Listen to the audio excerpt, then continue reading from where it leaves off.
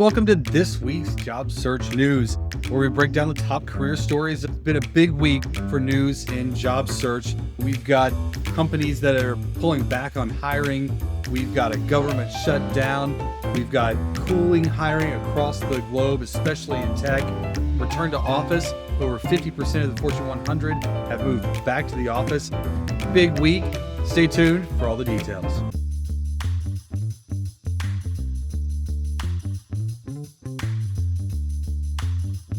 All right, first story I've got for you.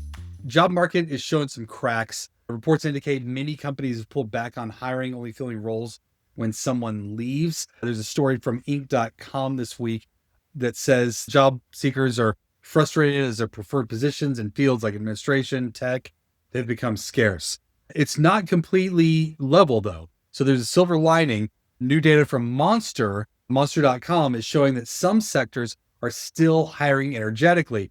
Specifically, healthcare, sales, customer service, logistics, those all continue to add jobs as the others stall. This mismatch suggests that if your industry is slowing down, you might consider pivoting to one of those that's still growing.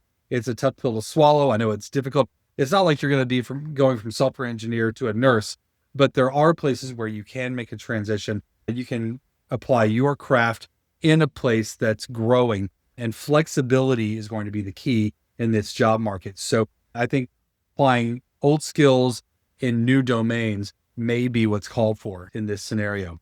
All right. National news. The U.S. government shutdown has hit workers in an unprecedented way.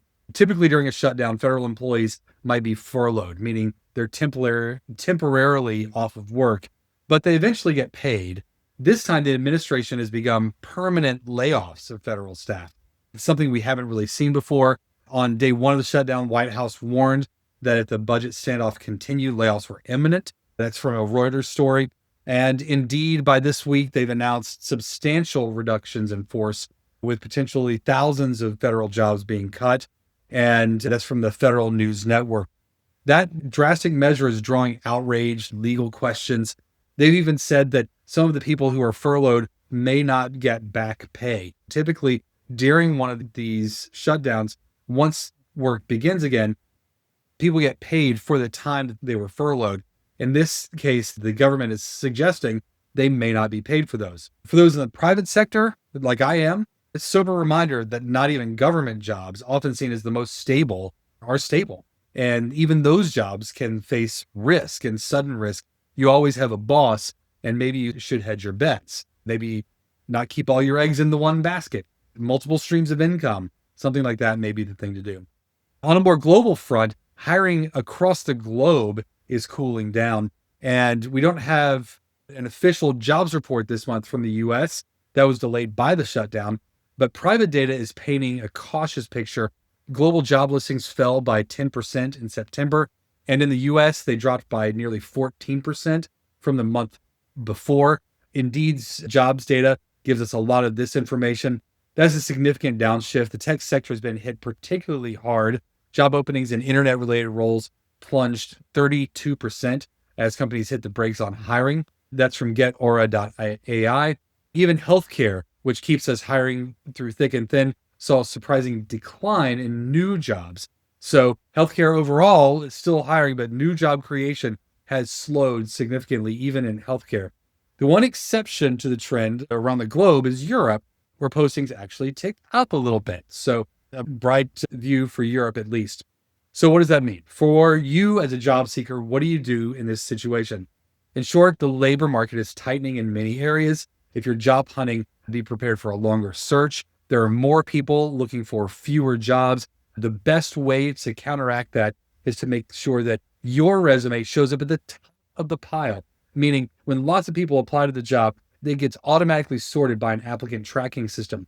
If your job is the best fit, it gets sorted by relevance. So your job is the most relevant, it gets floated to the top. So when people tell you should customize your resume for every job, that's what they're talking about. That's what they mean. And that's why you have to do it. You can do that using ChatGPT. I'll link to a video here where I show you how to do that. Or you can go to betterthing.ai. It's something that we've built that does that automatically. And that's free for you to try. All right. Moving on to the next story. We are moving into a return to office frame. In fact, a year ago, many of us were still enjoying hybrid, remote, and now more and more companies are insisting that workers come back in person. In fact, a recent survey found that over 50% of Fortune 100 companies now require full 5 days in the office. That's a huge jump from 5% of them just 2 years ago from credibly.com. What sparked this? Last year, Amazon made a bold move and mandated 5 days. A lot of other big names, you're starting to see companies like NBC Universal, Microsoft, Starbucks. Of course, all the banks did this early on. So you've got JP Morgan Chase leading the way there, followed by Wells Fargo and Citi, and all of those are really trying to get people more and more into the office. It's clear many executives believe that in-person work is helpful and will boost productivity. That's actually not proven in data, but clearly they still believe it. There is a flip side. Surveys show more than 60% of workers have considered changing jobs due to rigid office mandates, and many would even take a pay cut for flexibility. I personally did that. So I can tell you that is true. So if you're a job seeker who values remote or hybrid work, do your homework on the company's policies. And you've got to take stock of how important is flexibility in your job search. Is it worth a little bit less money to be able to have flexible work? It was for me. I did that. I love my job and I love what I do for my day job. So it might be for you. Next up, AI and jobs. How is AI impacting things? Well, a striking new report suggests that entry-level jobs might be an endangered species, thanks to artificial intelligence. The British Standards Institution surveyed business leaders across 7 countries, and the results are eye-opening. 4 in 10 bosses said AI lets them cut employees. Essentially, they're automating tasks instead of hiring junior staff. That's from theguardian.com. Nearly a third say they look at an AI solution before posting a new job opening. We saw companies like Shopify being very public about this. And a quarter of the executives surveyed believe that most tasks done by their entry-level workers could be performed by AI right now. They're calling it a potential job apocalypse for Gen Z entering the workforce. I believe that's true. It's more difficult for Gen Z to find a job than any other generation in the past following a college graduation. I think that will continue for a while. Now, for mid-career professionals, you might think, I'm established, I'm safe, I'm going to be fine. But remember, today's entry-level automation could climb the ladder over time. The positive spin is that AI is taking over more and more mundane, repetitive work, which could free up humans for higher level, more creative work. But the challenge is clear. Younger job seekers need to find ways to demonstrate value beyond what a chatbot or algorithm can do. And for all of us, continuous learning, upskilling, those are crucial for us as we're entering the job market. If you work with AI, leveraging these tools in your job, you'll be in a stronger position than someone who could be easily replaced by AI. It's a big wake-up call, right? The future of work is arriving faster than we imagined, and we have to adapt to that future. All right.